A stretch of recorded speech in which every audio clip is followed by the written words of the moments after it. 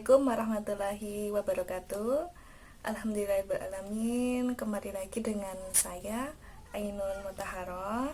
Nah, di sini saya akan berbagi ya kepada teman-teman semua tips supaya dapat lulus tepat waktu.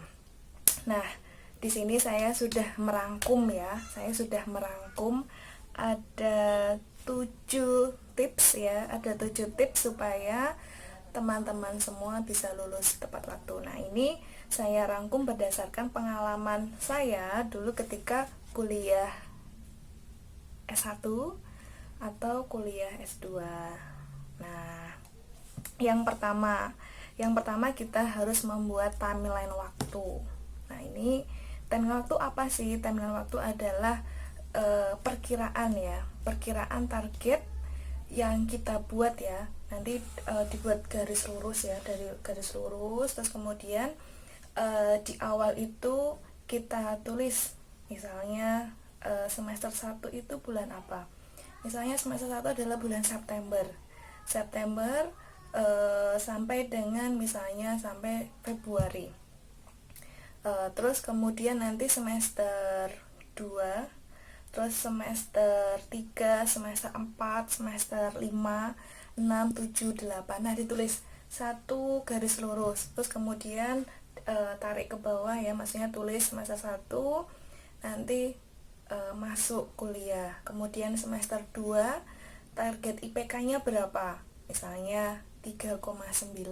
Nah, semester 3 apa? Terus kemudian semester 7, semester 8, semester 8 wisuda, misalnya seperti itu. Nanti wisudanya bulan apa. Nah, kita harus membuat yang namanya timeline waktu. Nah, timeline waktu ini saya dulu ya diajari oleh Bu Lela, dosen favorit saya, Masya Allah. Kalau sekarang beliau sudah menjadi profesor ya, Prof. Laila Hayu Nurani. Beliau dosen farmasi UAD ya. Beliau yang telah memberitahu kami waktu itu di kelas, pokoknya setiap awal masuk beliau mengingatkan kepada kami timeline waktu, karena waktu itu beliau apa ya, saya lupa beliau pokoknya setiap bukan mengajar tentang metopen ya. Kebetulan beliau dulu mengampu mata kuliah metopen atau metode penelitian skripsi 1, skripsi 2. Kalau dulu di tempat saya itu tidak ada metopen, adanya adalah skripsi 1 dan skripsi 2. Nah, di awal masuk beliau itu memberitahu, oh sekarang sudah semester 5 atau 6 ya, waktu itu saya lupa masuk ya, semester 6. Nah, ini sekarang berada di sini. Nanti tiba-tiba udah wisuda nih. Nah, apa yang harus dipersiapkan ini?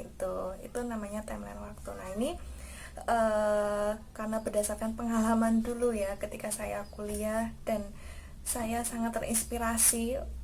Alhamdulillah dengan adanya itu saya juga terpacu, oh ya, kalau kita tahu timeline waktu maka kita bisa tahu, oh ya, targetnya kapan gitu ya. Terus kemudian setelah ini terlewati, nanti target apa lagi yang harus kita lakukan. Nah, itu juga saya terapkan ketika saya masuk kuliah, masuk di kelas ya, kepada mahasiswa kami ya di semester 1 atau di semester, pokoknya di setiap saya masuk awal kuliah pasti saya mengingatkan tentang timeline waktu.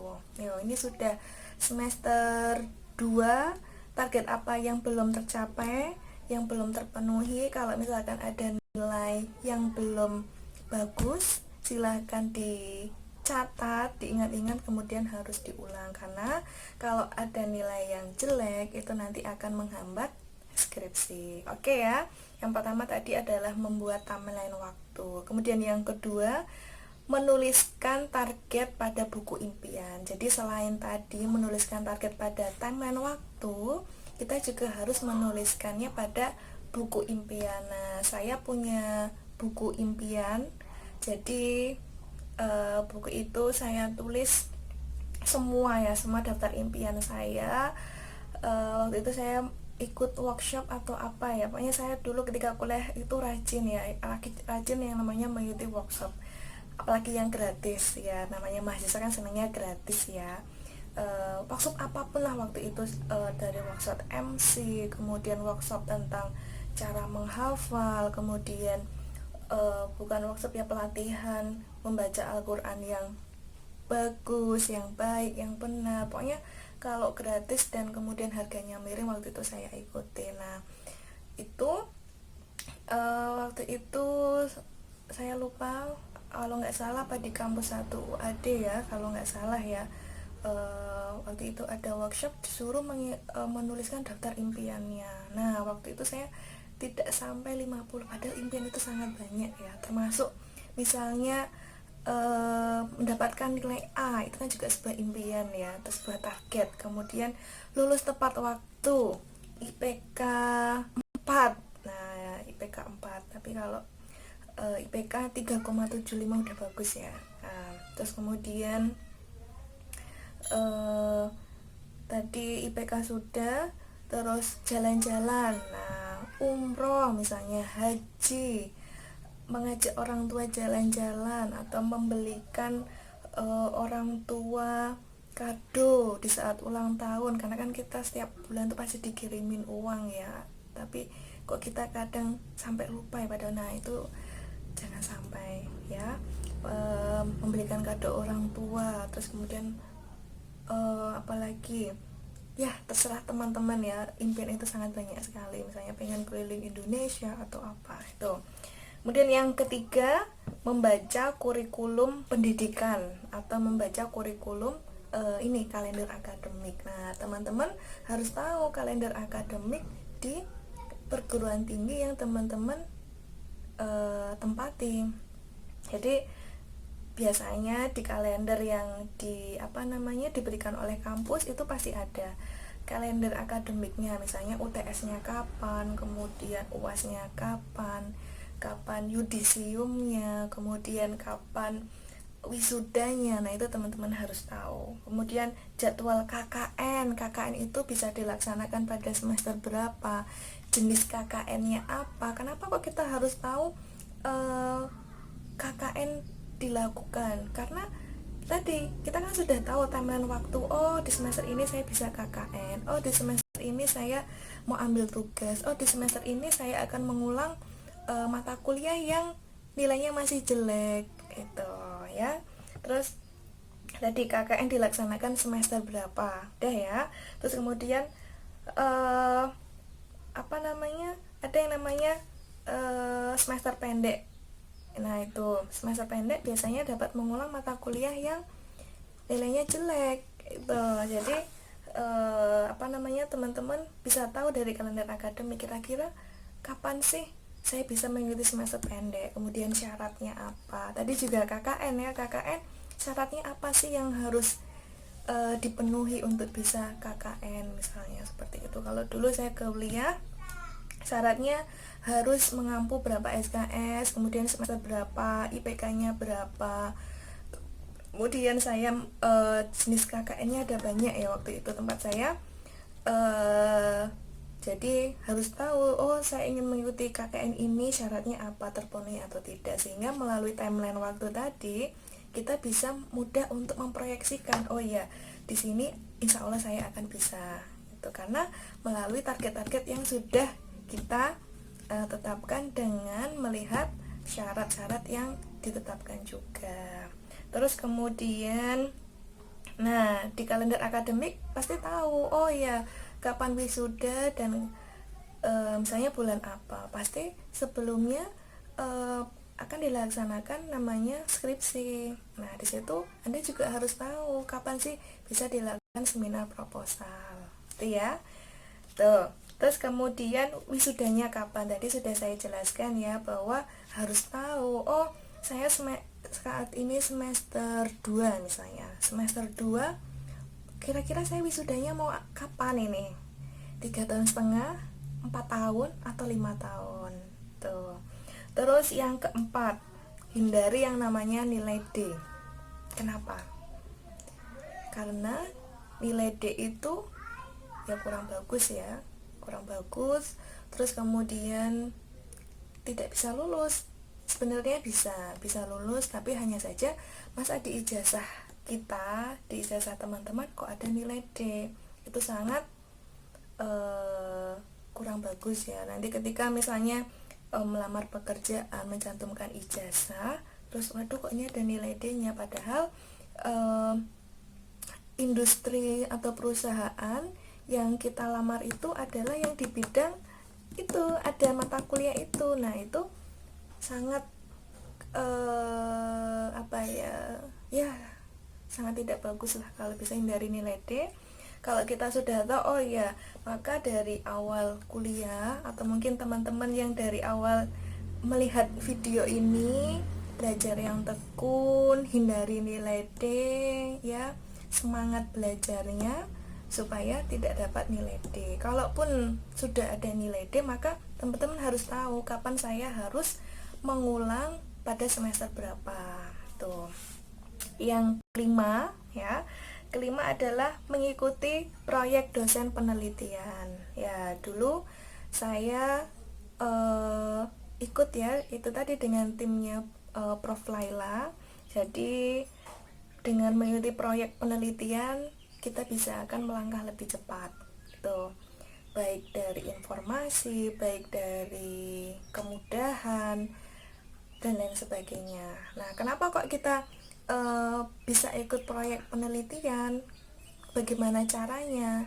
Nah tadi kenapa dulu ya, kenapa? Karena kalau kita mengikuti proyek penelitian, tentu yang namanya proyek penelitian itu kan ada batas waktu, tentu itu akan mempengaruhi dari penelitian kita. Penelitian kita tidak terlalu lama karena sudah ada deadline dari dosen ya, dosen yang memiliki proyek penelitian ini, karena akan dilaporkan di waktu itu di mana ya, Simulitamas atau apa ya, saya lupa. Sehingga kalau kita bisa ikut proyek penelitian dosen itu sangat bagus, dan itu dapat menghemat pengeluaran kita ketika penelitian. Oke. Terus bagaimana caranya bisa dapat proyek penelitian dosen? Kita harus dekat dengan dosen. Tuh. Terus kemudian kita bisa cari info di mading prodi atau fakultas, atau ya di mana saja ya, di mading yang di kampus pasti akan ada ditempel dibutuhkan mahasiswa untuk proyek. Atau ketika dekat dengan dosen nanti akan di WA. Kalau dulu apa namanya, alhamdulillah ya, dekat dengan Prof. Laila itu di WA, Dek ini saya ada proyek, atau waktu itu saya apa ya, karena saya dulu alhamdulillah ketika kuliah sangat dekat dengan dosen ya, alhamdulillah sampai saat ini. Bahkan dengan dosen itu ya alhamdulillah lah, enak sekali, makan siang gratis sama Pak Adnan ya. Pak Adnan itu baik sekali ya dengan kami. Misalnya waktu itu saya dengan Sari, ingat sekali waktu itu saya kuliah, mungkin beliau tahu ya kalau kami itu dari perantauan, jadi padahal beli makannya cuma satu ya untuk Pak Adnan. Waktu itu telepon atau WA, non belikan makan, kan WA nya dengan Sari ya, halo Sari sahabatku, semoga kamu sehat ya. Nah itu beliau belinya 3, dan waktu itu kita makan bareng di meja dosen itu. Ya Allah, alhamdulillah. Kemudian Prof. Laila, beliau selalu memberikan makanan. Misalnya setelah menguji kan pasti dapat makanan ya dulu. Tapi kalau di kampus kami di UMPP, di prodi farmasi khususnya, sekarang tidak lagi